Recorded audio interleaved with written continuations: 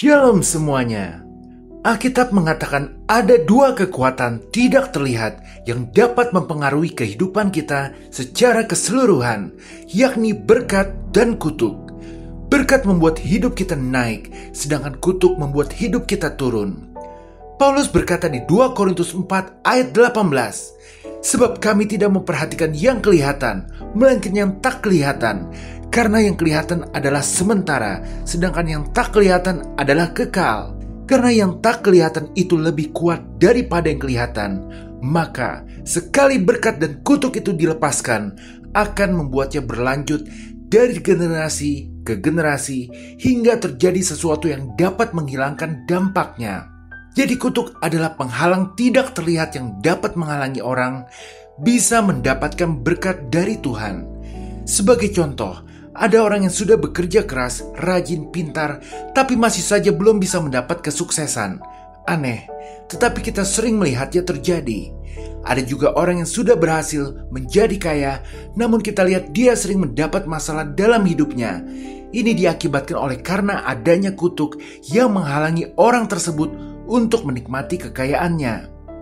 Belum lagi, menurut Alkitab, kutuk dapat beroperasi dalam bidang-bidang penting dalam hidup manusia, seperti kesehatan mental, di mana kutuk dapat membuat orang tidak dapat berpikir jernih, menderita kebingungan, dan lain-lain. Bahkan sampai ke dalam bidang hubungan, misal membuat orang sering kawin cerai. Jika berkat membuat proses kemajuan hidup kita itu menjadi naik, maka kutuk membuat hidup kita stuck, berjalan di tempat, bahkan menjadi turun. Dan kutuk itu ternyata berdampak kepada keluarga. Jika pasangannya ada yang masih hidup dalam kutuk, maka akan membuat pasangan yang satu ikut menderita menanggung dampak yang dihasilkan. Dampak yang diakibatkan oleh kutuk adalah rasa frustasi. Karena kutuk bukan saja membuat orang menjadi terhalang untuk mendapatkan berkat, tetapi membuat orang tersebut menjadi lupa bahwa sebenarnya ada berkat dari Tuhan yang tersedia untuk diraih. Sesungguhnya Alkitab menjelaskan bahwa Tuhan telah memberikan kita obat untuk memutuskan segala kutuk, baik itu kutuk yang diakibatkan perbuatan orang tua maupun diri sendiri, sehingga berkat bisa masuk dalam hidup kita. Bagian 1. Memahami kutuk. Kita tahu bahwa Alkitab dalam Ulangan 28 dimulai dari ayat 16 sampai 68 telah menjelaskan daftar jenis-jenis kutuk yang dapat dialami oleh manusia. Dengan kita mengambil inti sarinya, maka kita akan mendapat 4 jenis kutuk itu, yakni 1. Kehinaan hidup, 2. Sakit mental, 3. Kehancuran hubungan keluarga, 4. Penindasan. Sekarang, jika kita ingin mengetahui apakah masih ada kutuk yang beroperasi dalam hidup kita, maka secara singkat berikut adalah 4 tanda dari masing-masing kutuk itu yang bisa kita perhatikan di dalam hidup kita. 1. Merasakan kehinaan hidup. Ulangan 28 ayat 43-44. Orang asing yang ada di tengah-tengahmu akan menjadi makin tinggi, mengatasi engkau, tetapi engkau menjadi makin rendah. Ia akan memberi pinjaman kepadamu, tapi engkau tidak akan memberi pinjaman kepadanya. Ia akan menjadi kepala, tetapi engkau akan menjadi ekor. Kutuk akan membuat kemajuan hidup kita menjadi makin lama makin turun, hingga sampai merasakan kehinaan hidup, yang membuat kita pada akhirnya akan mengalami perasaan malu, karena dengan sadar kita menyadari bahwa kita telah mengalami penurunan status sosial yang sedemikian parah. 2. Merasakan kebingungan hidup.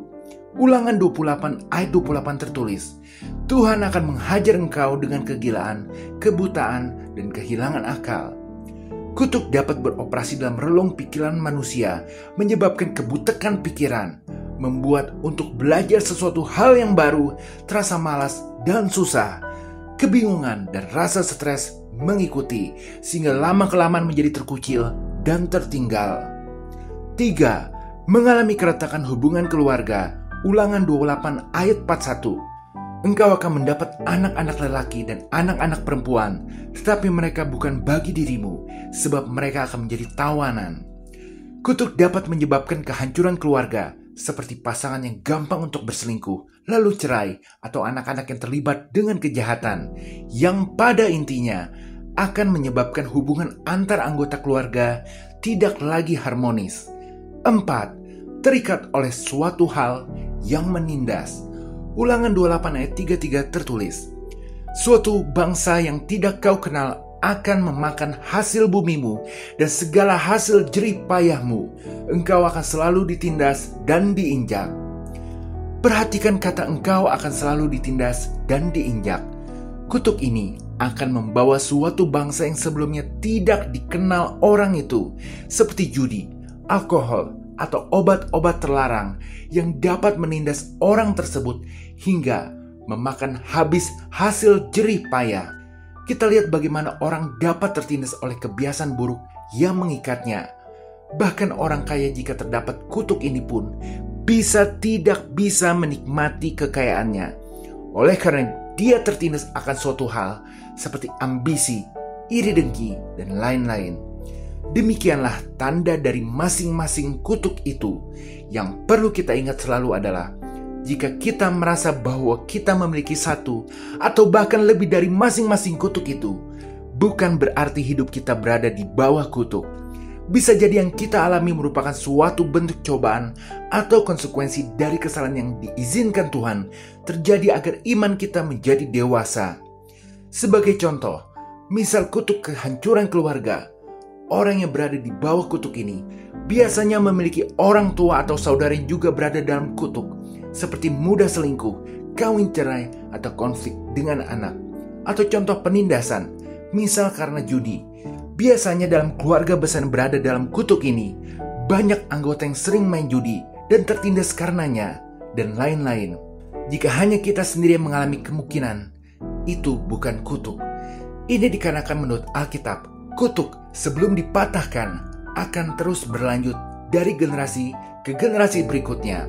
Hanya melalui pimpinan Roh Kudus sajalah yang dapat memberikan kita pencerahan dalam menentukan apakah hidup kita berada di bawah kutuk atau tidak. Karena kutuk itu ternyata ada penyebabnya, bukan serta-merta hadir begitu saja dalam hidup seseorang. Terdapat akar masalah yang bisa mendatangkan kutuk. Seperti yang kita tahu, menurut Ulangan 28, ketidaktaatan akan mendatangkan kutuk, tetapi terhadap perintah Tuhan yang mana? Maka, menurut Alkitab, ada 8 penyebab datangnya kutuk dalam hidup ini. Mintalah bantuan Roh Kudus agar kita bisa mengingat apakah ada anggota keluarga kita atau bahkan kita sendiri yang pernah melakukan 8 kesalahan penyebab datangnya kutuk berikut ini. 1. Mempunyai berhala. Keluaran 20 ayat 3-5 tertulis, jangan ada padamu Allah lain di hadapanku. Jangan membuat bagimu patung yang menyerupai apapun yang ada di langit di atas, atau yang ada di bumi di bawah, atau yang ada di dalam air di bawah bumi. Jangan sujud menyembah kepadanya atau beribadah kepadanya.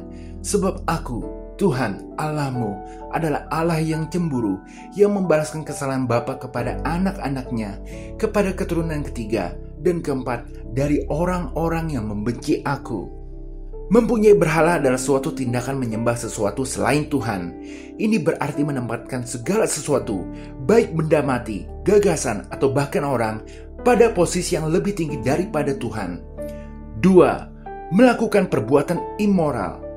Ulangan 27 ayat 26 tertulis, terkutuklah orang yang tidak menempati perkataan hukum Taurat ini dengan perbuatan, dan seluruh bangsa itu haruslah berkata, Amin.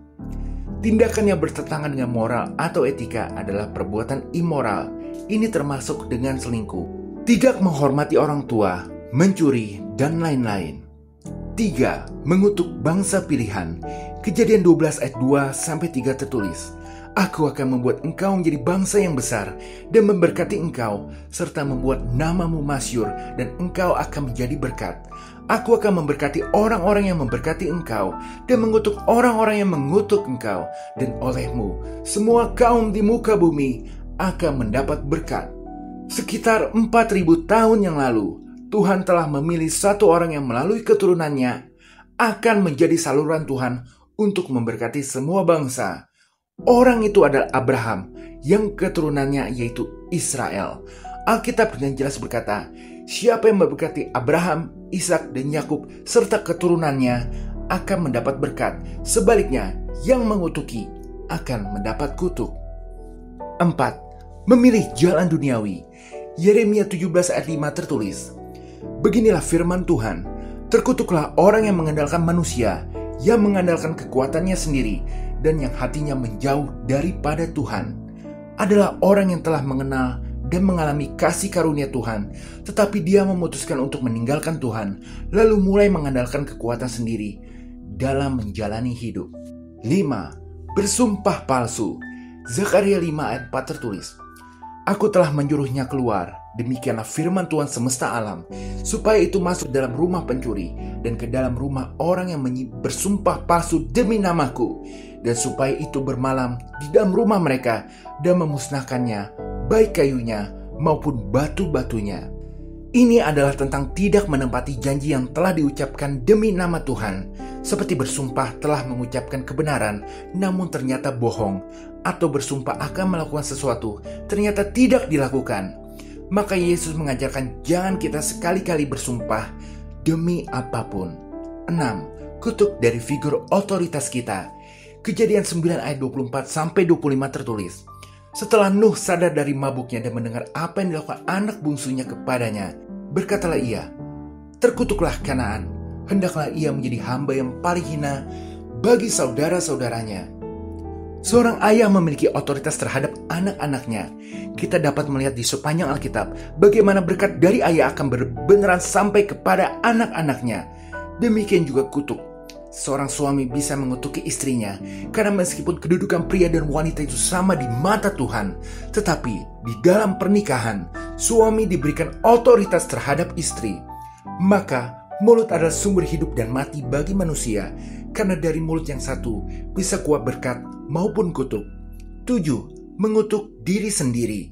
Matius 27 ayat 24-25 tertulis, "Ketika Pilatus melihat bahwa segala usaha akan sia-sia, malah sudah mulai timbul kekacauan, ia mengambil air dan membasuh tangannya di hadapan orang banyak dan berkata, 'Aku tidak bersalah terhadap darah orang ini, itu urusan kamu sendiri.' Dan seluruh rakyat itu menjawab, 'Biarlah darahnya ditanggungkan atas kami dan atas anak-anak kami.'" Demikianlah segala ucapan sia-sia dari mulut kita akan dipertanggungjawabkan pada hari penghakiman. Segala ucapan yang negatif terhadap diri sendiri dapat mengakibatkan kutuk datang. Maka kata Alkitab, marah itu berbahaya, karena dalam kemarahan lidah kita bisa terpeleset oleh berbagai perkataan yang mengutuk diri sendiri. 8. Terlibat dalam perdukunan. Imamat 20 ayat 6 tertulis, "Orang yang berpaling kepada arwah atau kepada roh-roh peramal, yakni yang berzina dengan bertanya kepada mereka, aku sendiri akan menentang orang itu dan melenyapkan dia dari tengah-tengah bangsanya." 2 penyebab pasti orang pergi ke dukun adalah ingin mendapat pencerahan dan kekuatan, di mana biasanya dukun akan kasih wejangan, jimat, ataupun mantra-mantra. Ini semua adalah hal yang salah di mata Tuhan, karena secara tidak sadar orang yang pergi ke dukun telah menggantikan posisi Tuhan dengan Allah lain. Demikianlah 8 hal yang dapat mendatangkan kutuk dalam hidup. Kita harus mengingat cara kerja kutuk itu tidak langsung, tetapi pelan-pelan datangnya. Dengan kata lain, ketika kita melakukan perbuatan salah, maka dampaknya belum segera terjadi, meskipun kutuk itu sudah masuk.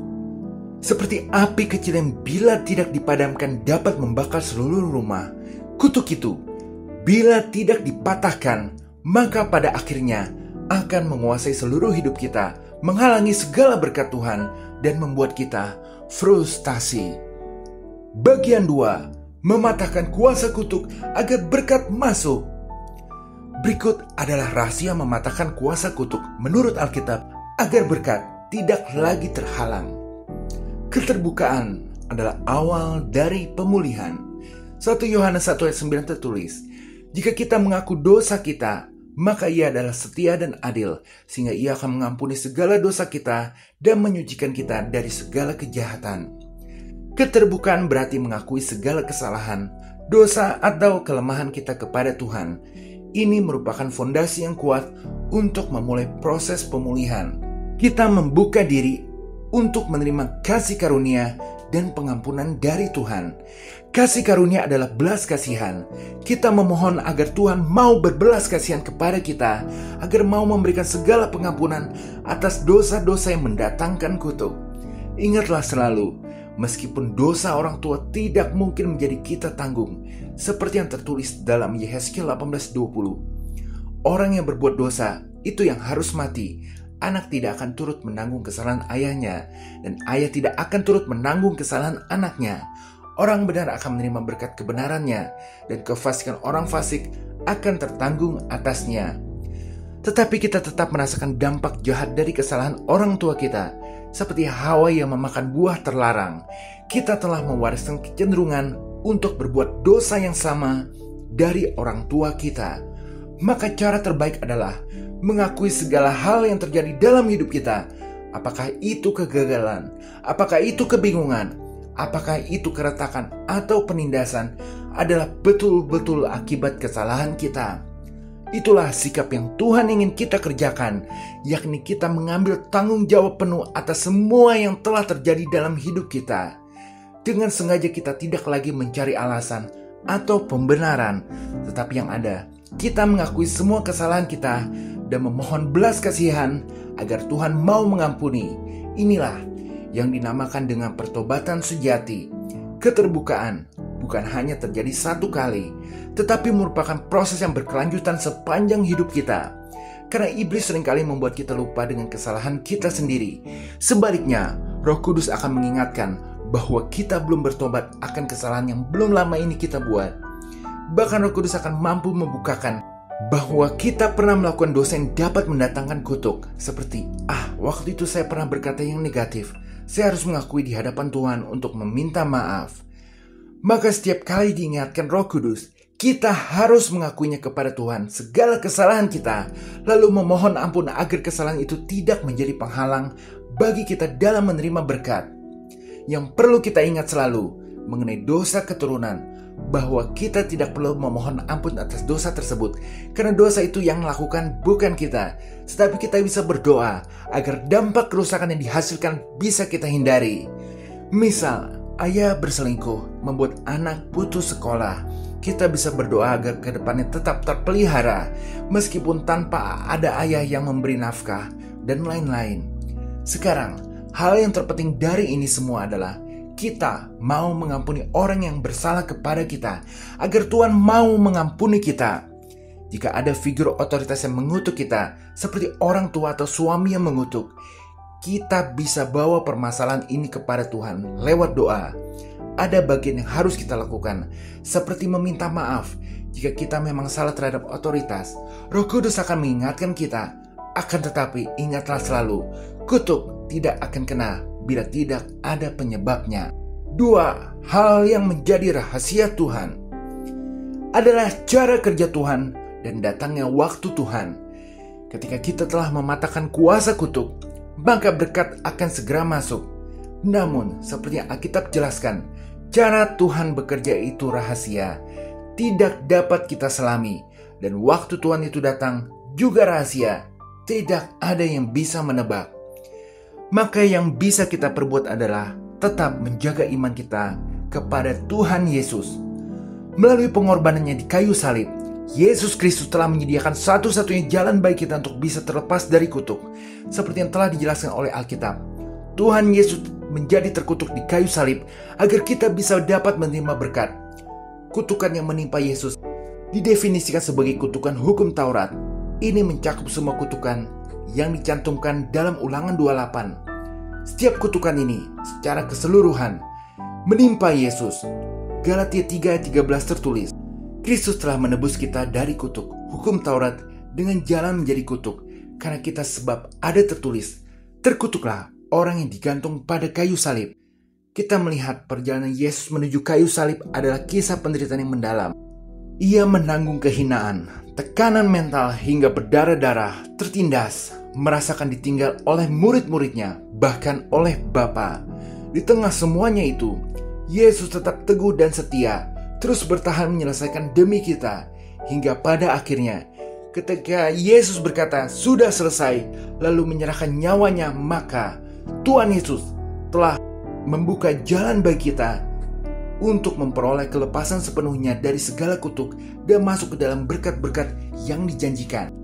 Roma 10:9-10 tertulis, "Sebab jika kamu mengaku dengan mulutmu bahwa Yesus adalah Tuhan dan percaya dalam hatimu bahwa Allah telah membangkitkan Dia dari antara orang mati, maka kamu akan diselamatkan. Karena dengan hati orang percaya dan dibenarkan, dan dengan mulut orang mengaku dan diselamatkan.